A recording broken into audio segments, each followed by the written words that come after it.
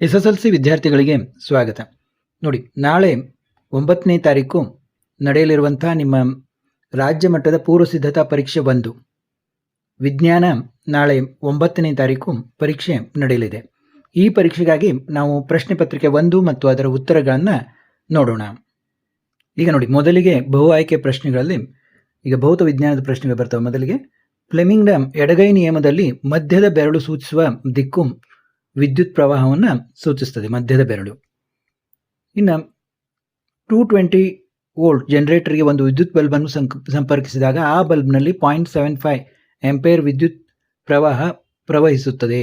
ಆಗ ಈ ಬಲ್ಬ್ನ ವಿದ್ಯುತ್ ಸಾಮರ್ಥ್ಯವು ನೋಡಿ 165 ವ್ಯಾಟ್.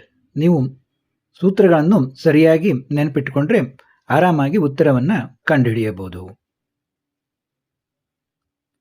ವಿದ್ಯುತ್ ಪ್ರವಹಿಸುತ್ತಿರುವ ವೃತ್ತಾಕಾರದ ವಾಹಕ ಸುರುಳಿಯಲ್ಲಿನ ಸುತ್ತುಗಳ ಸಂಖ್ಯೆಯನ್ನು 10 ಪಟ್ಟು ಹೆಚ್ಚಿಸಿದರೆ ಆಗ ಉತ್ಪತ್ತಿಯಾಗುವ ಕಾಂತಕ್ಷೇತ್ರವು ಹೆಚ್ಚಾಗುವ ಪ್ರಮಾಣ.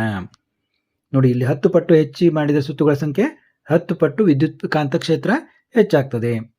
ಇನ್ನು ವಿದ್ಯುನ್ಮಂಡಲದಲ್ಲಿ ಬಳಸಲಾಗುವ ಕೆಳಗಿನ ಘಟಕಗಳ ಸಂಕೇತಗಳ ಚಿತ್ರವನ್ನು ಬರೆಯಿರಿ ಎಂದಿದ್ದಾರೆ. ನೋಡಿ, ವಿದ್ಯುತ್ ಕೋಶ ಈ ರೀತಿ ಬರೀಬೇಕು, ನೀವು ರಿಯೋಸ್ಟಾಟ್ ಈ ರೀತಿ ತೋರಿಸ್ಬೇಕು.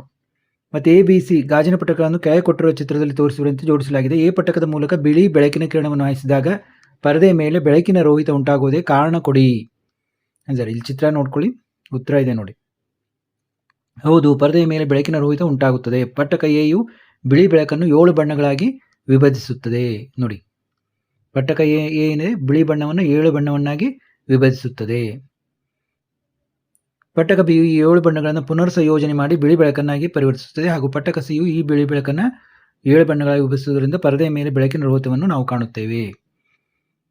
ನೋಡಿ, ಕೆಳಗಿನ ಪ್ರಶ್ನೆಗಳಿಗೆ ಉತ್ತರಿಸಿ. ಬೆಳಕಿನ ವಕ್ರೀಭವನದ ನಿಯಮಗಳನ್ನು ನಿರೂಪಿಸಿ. ನೋಡಿ, ಉತ್ತರ ಎಲ್ಲ ಓದ್ತಾ ಹೋಗೋದಿಲ್ಲ, ತುಂಬ ವಿಡಿಯೋ ದೊಡ್ಡದಾಗೋದ್ರಿಂದ. ನೋಡಿ, 1ನೇ ನಿಯಮ, 2ನೇ ನಿಯಮ.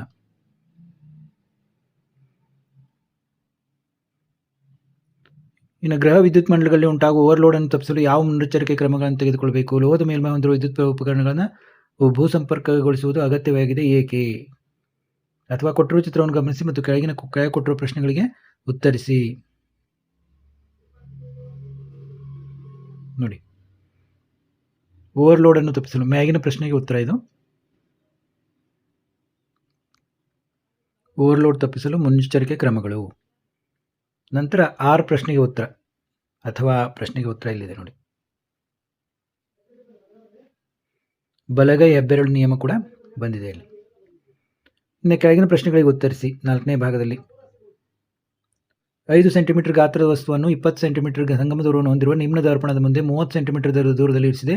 ಸ್ಪಷ್ಟ ಪ್ರತಿಬಿಂಬವನ್ನು ಪಡೆಯಲು ಪರದೆಯನ್ನು ದರ್ಪಣದಿಂದ ಎಷ್ಟು ದೂರದಲ್ಲಿ ಇರಿಸಬೇಕು? ಉಂಟಾದ ಪ್ರತಿಬಿಂಬದ ಸ್ವಭಾವವನ್ನು ಮತ್ತು ಗಾತ್ರವನ್ನು ಕಂಡುಹಿಡಿಯಿರಿ. ನೋಡಿ, ವಸ್ತುವಿನ ಗಾತ್ರ, ದೂರ, ಸಂಗಮ ದೂರ ಇವೆಲ್ಲ ನೋಡಿ ಕೊಟ್ಟಿದ್ದಾರೆ. ಇದನ್ನೆಲ್ಲ ನೋಡಿಕೊಂಡು ನೀವು ಕ್ಯಾಲ್ಕುಲೇಟ್ ಮಾಡಬೇಕು.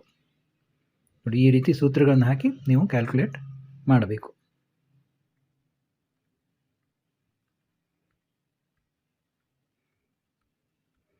ಇನ್ನು 9ನೇ ಪ್ರಶ್ನೆ ನೋಡಿ, ಪ್ರತಿಬಿಂಬದ ಸ್ವಭಾವ ಮತ್ತು ಸ್ಥಾನವನ್ನು ತಿಳಿಸಿ. ನೋಡಿ, F1 to F ಮಧ್ಯೆ ವಸ್ತುವೊಂದನ್ನು ಇರಿಸಿದಾಗ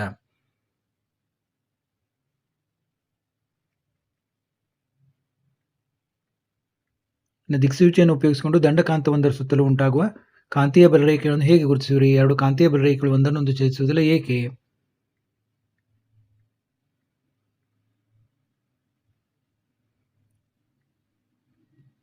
ಇನ್ನು ಕೆಳಗಿನ ಪ್ರಶ್ನೆಗಳಿಗೆ ಉತ್ತರಿಸಿ. ವಾತಾವರಣದಲ್ಲಿ ಕಾಮನಬಿಲ್ಲು ಉಂಟಾಗುವಿಕೆಯ ವಿದ್ಯಮಾನವನ್ನು ವಿವರಿಸಿ. ನಕ್ಷತ್ರಗಳು ಏಕೆ ಮಿನುಗುತ್ತವೆ?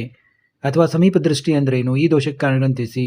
ಕಣ್ಣಿನ ಹೊಂದಾಣಿಕೆ ಸಾಮರ್ಥ್ಯ ಎಂದರೇನು? ದೂರದ ವಸ್ತುಗಳನ್ನು ನೋಡುವ ಕಣ್ಣಿನಲ್ಲಿ ಉಂಟಾಗುವ ಬದಲಾವಣೆಗಳು ಯಾವುವು?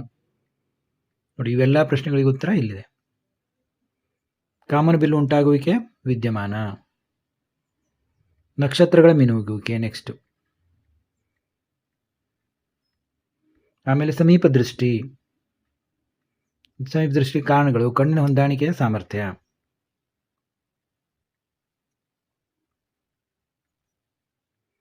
ಆಮೇಲೆ ವಿಭವಾಂತರ ಎಂದರೇನು? ಗ್ರಹ ವಿದ್ಯುತ್ ಮಂಡಲಗಳಲ್ಲಿ ವಿದ್ಯುತ್ ಉಪಕರಣವನ್ನು ಸಮಾಂತರವಾಗಿ ಜೋಡಿಸುವುದರಿಂದ ಆಗುವ ಅನುಕೂಲಗಳು ಯಾವುವು? ಓಮ್ನ ನಿಯಮವನ್ನು ನಿರೂಪಿಸಿ. ಒಂದು ವಾಹಕದ ವಿದ್ಯುತ್ ರೋಧ ಎಂದರೇನು? ಇದು ಯಾವ ಅಂಶಗಳ ಮೇಲೆ ಅವಲಂಬಿತವಾಗಿದೆ? ನೋಡಿ, ಪ್ರಶ್ನೆಗಳನ್ನು ಸರಿಯಾಗಿ ನೋಡ್ಕೊಳ್ಳಿ. ಉತ್ತರಗಳನ್ನು ಇಲ್ಲಿ ತೆಳಗೆ ತೋರಿಸ್ತಾ ಇದ್ದೀನಿ, ನೀವು ಸ್ವಂತ ಕೂಡ ಇದನ್ನು ಮಾಡ್ಕೋಬಹುದು.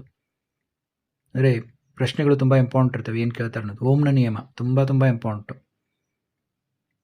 ನೋಡಿ, ಈಗ ಭಾಗ ಬಿ ಯಲ್ಲಿ ರಸಾಯನ ವಿಜ್ಞಾನದ ಪ್ರಶ್ನೆಗಳಿರ್ತವೆ. 13 ಚಿಪ್ಸ್ಗಳಿರುವ ಪಟ್ಟಣಗಳಿಗೆ ಹಾಯಿಸುವ ಅನಿಲ ನೈಟ್ರೋಜನ್. ನೀಲಿ ಲಿಟ್ಮಸ್ ಕಾಗದವನ್ನು ಕೆಂಪು ಬಣ್ಣಕ್ಕೆ ಬದಲಾಯಿಸುವ ದ್ರಾವಣದ pH ಮೌಲ್ಯವು ನೋಡಿ 5. ನೋಡಿ, ನಾನು ಓದ್ತಾ ಹೋಗೋದಿಲ್ಲ, ಪ್ರಶ್ನೆ ಮತ್ತು ಉತ್ತರವನ್ನು ನೋಡಿ. ನೋಡಿ, 8ನೇ ಭಾಗದಲ್ಲಿ ಈ ಕೆಳಗಿನ ಪ್ರಶ್ನೆಗಳಿಗೆ ಉತ್ತರಿಸಿ.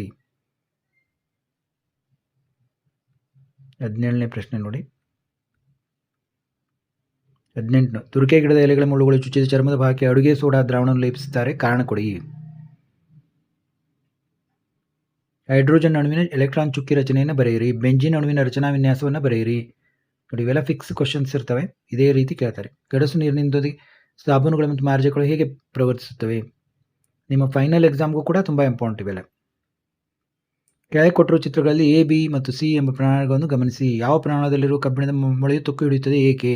ಉಳಿದ 2 ಪ್ರಾಣಗಳಲ್ಲಿರುವ ಕಬ್ಬಿಣದ ಮೊಳೆಗಳು ತುಕ್ಕು ಹಿಡಿಯುವುದಿಲ್ಲ, ಏಕೆ? ಬ್ರೈನ್ ದ್ರಾವಣ ಎಂದರೇನು? ಈ ದ್ರಾವಣವನ್ನು ವಿದ್ಯುತ್ ವಿಭಜನೆಗೆ ಒಳಪಡಿಸಿದಾಗ ಉಂಟಾಗುವ ಉತ್ಪನ್ನಗಳಾವು? ಇನ್ನು ಕೆಳಗಿನ ರಾಸಾಯನಿಕ ಸಮೀಕರಣಗಳನ್ನು ಪೂರ್ಣಗೊಳಿಸಿ.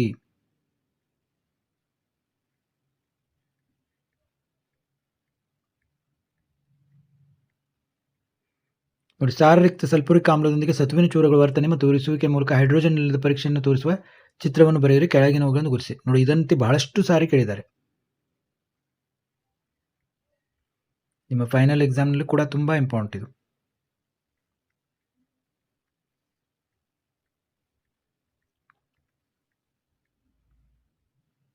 ಇನ್ನು ನೋಡಿ, 11th 25 ಕ್ವಶನ್ಸ್.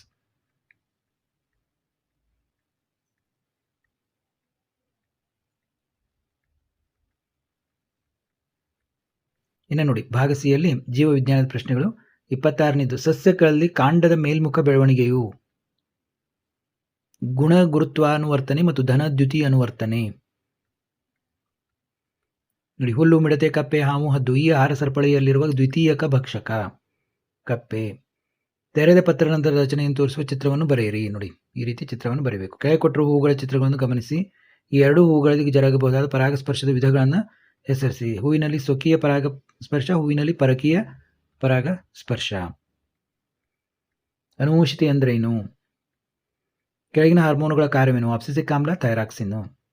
ಕಾಯಜ ರೀತಿಯ ಸಂತಾನೋತ್ಪತ್ತಿಯು ಕೃಷಿ ಕ್ಷೇತ್ರಕ್ಕೆ ಅತ್ಯಂತ ಹೆಚ್ಚು ಅನುಕೂಲಕರವಾಗಿದೆ. ಈ ಹೇಳಿಕೆಯನ್ನು ಸಮರ್ಥಿಸಿ.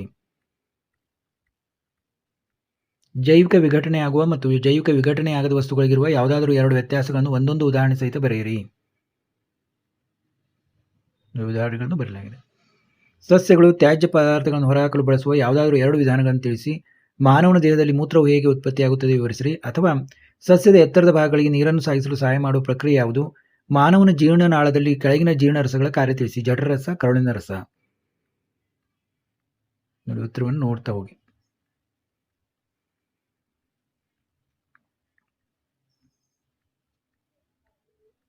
ಇನ್ನು ಕೆಂಪು ಬಣ್ಣದ ಹೂ ಬಿಡುವ ಬಟಾಣಿ ಸಸ್ಯವನ್ನು ಬಿಳಿ ಬಣ್ಣದ ಹೂ ಬಿಡುವ ಬಟಾಣಿ ಸಸ್ಯದೊಂದಿಗೆ ಸಂಕಲನಗೊಳಿಸಲಾಗಿದೆ. F2 ಪೀಳಿಗೆಯಲ್ಲಿ ದೊರೆಯುವ ಫಲಿತಾಂಶವನ್ನು ಚೆಕ್ಕರ್ ಬೋರ್ಡ್ನ ಸಹಾಯದಿಂದ ತೋರಿಸಿ. ಮಾನವರಲ್ಲಿ ಗಂಡು ಮಗುವಿನ ಲಿಂಗವು ಹೇಗೆ ನಿರ್ಧಾರವಾಗುತ್ತದೆ? ನೋಡಿ, ಈ ರೀತಿ ಚೆಕ್ಕರ್ ಬೋರ್ಡ್ನಿಂದ ತೋರಿಸಬೇಕು. ಯುಗ್ಮಜವು ತಂದೆಯಿಂದ ವಾಯುತಂತುವನ್ನು ಪಡೆದುಕೊಂಡಿದ್ದರೆ ಆಗ ಯುಗ್ಮಜವು ಗಂಡು ಮಗುವಾಗ್ತದೆ. ಅಥವಾ ನೋಡಿ ಯಾವ ರೀತಿ ಆಗ್ತದೆ ಅಂತ. DNA ಸ್ವಪ್ರತೀಕರಣ ಎಂದರೇನು? ಲೈಂಗಿಕ ರೀತಿಯ ಸಂತಾನೋತ್ಪತ್ತಿಯಲ್ಲಿ ವರ್ಣತಂತುಗಳ ಸಂಖ್ಯೆ ಹೇಗೆ ಹೊಂದಾಣಿಕೆ ಆಗುತ್ತದೆ? ಅಥವಾ ಜರಾಯು ಎಂದರೇನು? ಇದರ ಕಾರ್ಯವೇನು? ಮಾನವನ ದೇಹದಲ್ಲಿ ವೃಷಣಗಳು ಕಿಬ್ಬೊಟ್ಟೆ ಹೊರಗೆ ವೃಷಣ ಚೀಲದಲ್ಲಿರುತ್ತವೆ, ಏಕೆ? ಎಲ್ಲದಕ್ಕೂ ಉತ್ತರವನ್ನು ಇದೆ, ಇಲ್ಲಿ ನೋಡ್ತಾ ಹೋಗ್ಬೋದು.